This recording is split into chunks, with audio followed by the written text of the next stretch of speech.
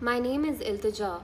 My mother, former Chief Minister of Jammu and Kashmir, Ms. Mehbooba Mufti, along with thousands of elected representatives, civil society members, and minors, has been detained after Government of India's decision to unilaterally abrogate Article 370 on the 5th of August. It's been 52 days since this brutal and inhuman siege was imposed. Jammu and Kashmir has been plunged into darkness and is on the verge of an economic, humanitarian, psychological, and health crisis. Local media and press in Kashmir has been subjected to savage censorship to ensure that the government's false narrative of normalcy isn't exposed. There are reports of minor boys as young as 13 years of age being picked up by paramilitary forces from their beds in the middle of the night.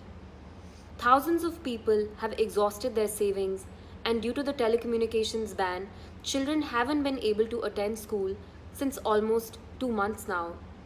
There are harrowing tales of how people have had to walk miles to inform relatives when loved ones have died.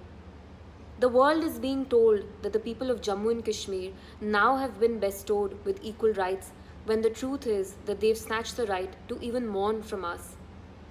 Those in positions of power are seeking retribution by invoking and distorting history to punish minorities. They are trying to replace India's cherished values of pluralism, democratic ethos, and tolerance with bigotry, intolerance, and selective persecution.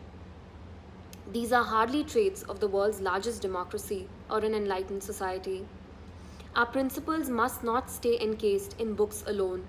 It is important that the world leaders of today look beyond the trappings of trade and strategy. It's time that they came together to fight for the ideals that they hold close to their hearts. Otherwise, our young will lose their faith in the greater goodness of mankind. There'll be no voice of reason, and guns and stones will replace dialogue. As this year's UNGA convenes, I request all world leaders to speak up for 9 million people whose voices have been gagged.